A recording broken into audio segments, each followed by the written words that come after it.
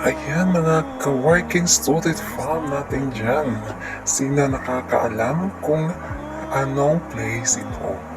Sa pagpasok mo pa lang, ito na ang bubungad sa'yo. Ang dadaming butterfly, ang gaganda na nakadikit sa dingding. Oo, grabe naman. Ang ganda ng lugar na to. At naalala ko pa, nagpunta kami dito kasama yung mga kaklase ko at mga schoolmate ko kasi gagawa kami ng activities.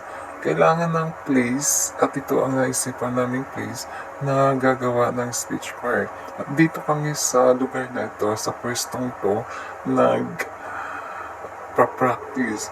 Dito kami lahat, madami-dami kami noon. Ang iba nga, late pa pumunta. Ang iba, ang aga. Kaya naman, kailangan talaga natin silang hintayin para magsimulan yung activity natin. At dito din sa lugar na to, naalala ko, dito yung iba naghihintay. Ditong place na to, dito yung magandang place kung saan nagja-jogging. Habang nag-video nga ako dito, may nagja-jogging nga sa likod ko.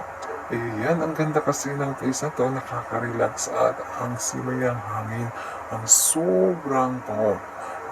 At ang linis ng paligid. Oo, ayan nga, saktong kuha nga lang tayo ng video dyan kasi nag-iisa nga lang tayo dito.